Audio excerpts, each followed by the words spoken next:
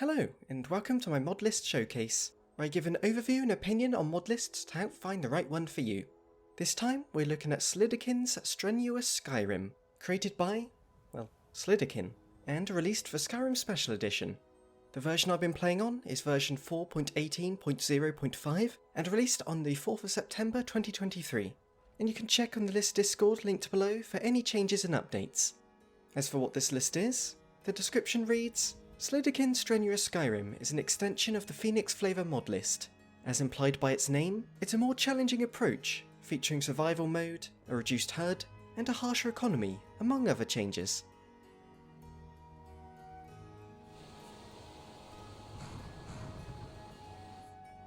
You can download the list from the Wabberjack Modlist installer, and I won't be getting into the specifics of the installation, but the process is explained with a step-by-step guide on their website.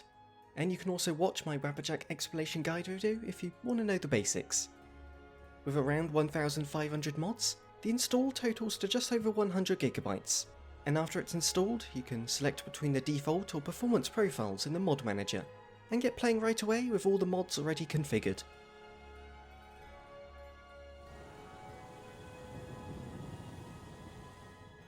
The looks of this list is definitely what I'd describe as Vanilla Plus, where at a glance it has the feeling of vanilla, especially with the more muted colour palette, but you soon realise that it's far denser and detailed than the base game. Skyland All-in-One provides the base textures which everything is added upon, again supporting that Vanilla Plus feeling of improving the base game without straying too far. And forests have far more variety with mods like Happy Little Trees and Seasonal Aspen Trees, which sit surrounded by the Cathedral Plant mods and a number of new grasses, most of which provided by Voltvanger and Vadobrom's regions. As for the weather, this list chooses to enhance the vanilla weathers, rather than providing a complete overhaul, using mods such as Mist of Tamriel and Wonders of Weather, although the Raid Weathers mod is included, which adds new rain, snow and fog made with sneaking in mind.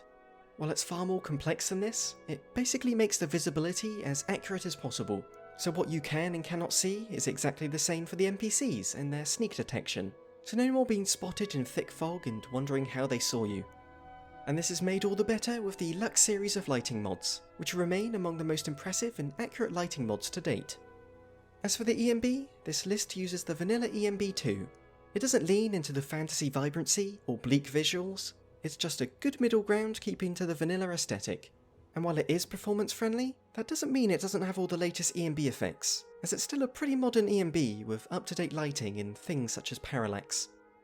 And speaking of performance, with these specs here, I was able to keep my FPS locked at 60, and it was pretty consistent no matter where I was.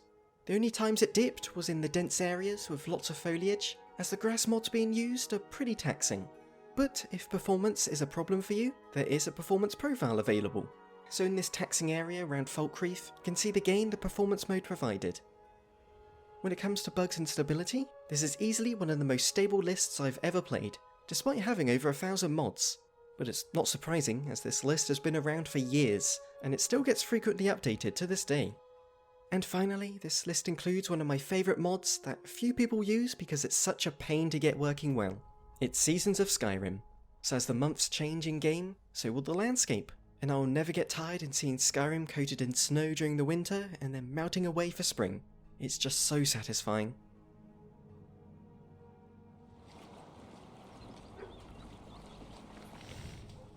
When it comes to turning Skyrim into a survival game, there's a trap I think quite a lot of people fall into. On the surface it seems easy. Pop on a survival mod, throw in some camping and hunting mechanics, more difficult combat and harsher loot and so on. But because you're modding Skyrim, you naturally want more. More quests, more items, more unique enemies, more stuff to craft, and before you know it, the game balance is thrown way off. And this is why Strenuous Skyrim really shined for me, because there's a clear restraint when it comes to making the game too bloated. And when it comes to the new content that has been added, it's been tweaked to fit survival mode as best as possible. So, first there's the new perks, with the Adamant mod being the chosen perk overhaul. On its own, it tweaks every existing perk to be more interesting with a focus on balance. But this list also includes many of the new perk tree add-ons, such as a hand-to-hand combat tree and new bardic musical perks. And following on from this, the rest of Simon Magus's popular overhauls have been included, some of those being Apothecary for an alchemy overhaul, Thaumaturgy adding new enchantments, Aetherius for new racial abilities, Manbeast and Scion overhauling vampires and werewolves, Mundus for updating the Standing Stone bonuses, Gourmet for better cooking, Stormcrown adding a new shout perk system, and Pilgrim, which adds benefits for worshipping a deity. As you may have noticed, a lot of lists use Simon Magus' mods, so I don't go into full detail every time, but the fact they're so popular shows just how great they really are. Now we'll move on to the survival and immersion side of things, and just know there's loads of tweaks, like better fishing and more useful horses, and yeah, there's just so much. So I'll cover the larger, more notable mods, but just know it's not everything. The obvious one to start with is Survival Mode Improved, which takes Skyrim's own survival mode and makes it far more balanced and interesting. So the cold, fatigue and hunger mechanics come with harsher penalties if ignored, and better bonuses if taken care of. Simple degradation makes it so weapon damage and armor rating will degrade over time unless tempered. The Carriage and Ferry Travel Overhaul mod eases the lack of fast travel with new travel points. Open world loot makes most loot dependent on the player level, while placing the high tier items in difficult dungeons. The coin mod adds new types of currency that are usually worth less than the typical septum, as, you know, finding modern currency in a dungeon ruins doesn't really make sense. Leading on from that, Trade and Barter tweaks barter prices based on location, race, status and more. And finally, the maximum level you can reach is 50, with a total of 55 perk points being granted. So this way you're encouraged to play a specific build, rather than the usual Skyrim character who can just do anything. And don't worry, there are ways to respec perk points if you're not happy with your choices. So overall, I find the gameplay to be far more challenging, with a focus on crafting and taking care of your character. But also nothing felt like a huge new mechanic that I wouldn't understand unless I read the mod page. So it's more like an enhanced survival mode, rather than a whole new experience, like the Requiem mod for example.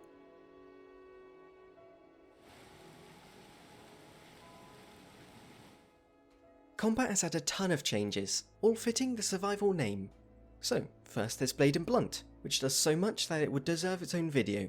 But basically, there's an emphasis on resource management. So health, stamina and magicka regeneration are all slower, and most actions use up more of their related resource. But to balance things out, attacking, blocking and staggering all at the right time is far more impactful, and become incredibly useful with perks on top. So I found that early game, enemies were tanking my hits and knocking me back, but as I trained, fights would be over in just a few well-placed swings. Plus there's even an injury system, where damage you take has a chance of causing an injury which lowers your maximum health. You can either then sleep for 8 hours to heal it, or just leave it be and get an infection, causing even more problems. And there's a bunch more this mod does to staggering, resistances, movement speed and so on, so it's worth reading the Nexus page if you want to know the details. The next big overhaul surround the encounter zones, where numerous mods improve how enemy levels are calculated in and around dungeons. And basically, most dungeons will be suitable to your level, although they're all marked between easy and very hard, meaning some will be a far greater challenge than others. As for changes to the enemies themselves, Enemy Resistant Tweaks changes enemy resistances and weaknesses to best fit their background. And the Lawless and Madmen mods add new enemy types for bandits and Forsworn, so things are kept interesting into the late game. Plus the Dragon War mod includes a huge amount of new dragon variants, which make them into the difficult boss fights they always should have been.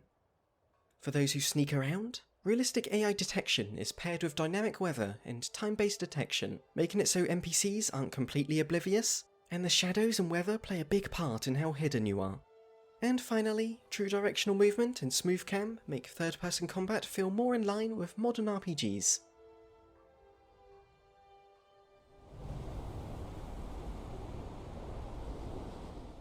As said in the gameplay section, adding too much new stuff can throw off survival balance fairly quickly. So there's no new huge land mods like Bruma and such, but the vanilla content has seen plenty of improvements. For starters, the J-Serpa quest expansion series of mods are all included, which overhauls vanilla quests with new NPCs, lines of dialogue and roleplay choices that all feel completely natural and lore-friendly. And there's the Missives mod, which adds small miscellaneous jobs onto notice boards in every city. As for changes to the land itself, the Spaghetti's Towns and Cities mods adjust most populated areas to feel more lived in. Not completely overhauled, just more items and small structures laying about. Although the Cities of the North mods are also there, which are a lot more impactful, adding new building models which fit the theme of each city.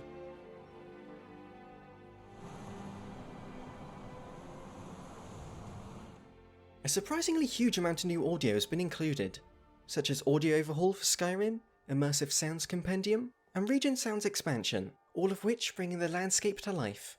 And more subtle mods like muffled footsteps and interior reverb are vital to the survival experience, as listening out for enemies is often key when figuring out where to traverse. Plus there's a ton of new music mods which you can see here. The ones I've heard seem fitting for Skyrim, but of course there's so many tracks that I can't speak for them all. Anyway, have a listen to the audio for yourself.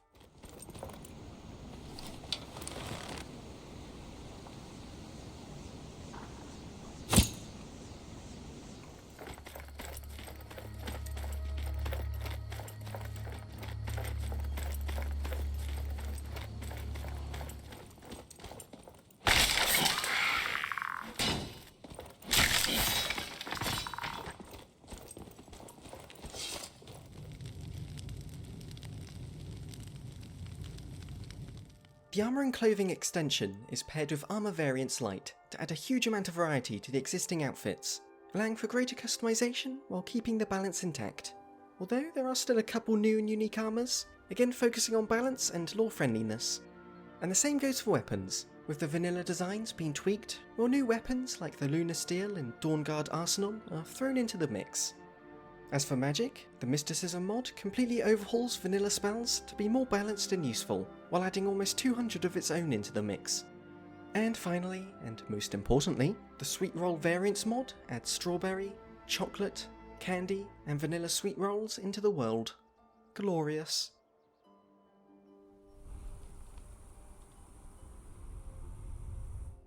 For some extra points to talk about, the HUD has been overhauled to display less information, so sneaking is far more difficult, and you won't be able to see enemy stats, although the Just Blood mod makes NPCs appear more bloody the closer they are to death. The AI Overhaul mod edits NPCs to be less robotic, so they'll do more around cities and react to their environment. More dialogue options adds, well, more dialogue options to a good amount of the NPCs, all using existing in-game voice lines. Reasonable quest rewards makes it so you no longer get absurdly large payments for simple quests, like delivering an item to someone in the same city. While this list doesn't use Skyrim Anniversary Edition, the free Creation Club content like fishing in the Saints and Seducers quest are supported. And finally, there's no new followers or player homes included, but the existing player homes have been improved to be much more homely and full of useful stuff.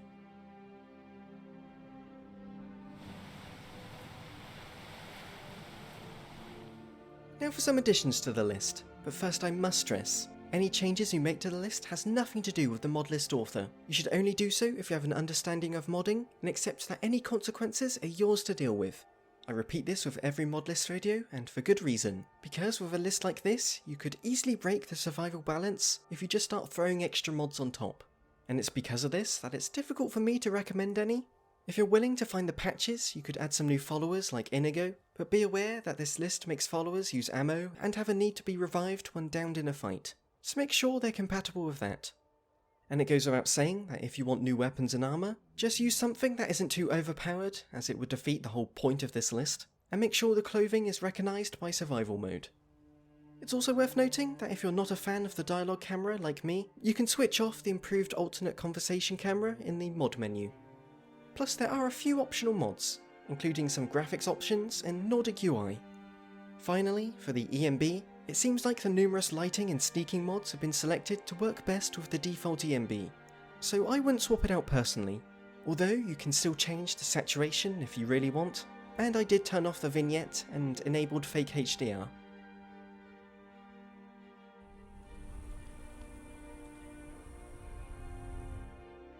I gotta say, I am incredibly impressed. The years of updates have created such a polished and balanced list that despite having over 1,500 mods, it doesn't feel bloated, or like it lost sight of its survival goal. It rests on a very fine line, where a ton of new survival and immersion mechanics are added, but none of them are overbearing or require a wiki page of reading. While it's certainly useful to read the gameplay guide for this list, I'd say you'd be able to dive in with little knowledge about the mods, or even Skyrim as a whole, as it feels like an extension to vanilla, rather than a whole new game. It's a difficult list for sure, and you'll need to be prepared to take things slow, especially in the early game. But at no point did things feel unfair, and it always felt like I could overcome most situations if I was smart about it and crafted the right tools for the job. So, if you're looking for a challenging survival experience that performs well, is balanced, and sticks to the feeling of vanilla, then SLIDIKINS Strenuous Skyrim is an easy list to recommend. Thank you for watching. If you enjoyed the video, I would really appreciate it if you gave it a like, as it helps the channel grow. And a huge thank you to my Patreon supporters: John Ratz, Ter Aura, Jaden Shaw, Janice, Jake Carlo, Dweezil P. Pants, Rook, Alec Bentley, Jack Ma, and Christian Howell. I spent a long time writing for this video, and knowing that I'm getting some kind of compensation for it really helps a ton, and yeah, I can't thank you enough. So thank you, and farewell. Yeah, that works.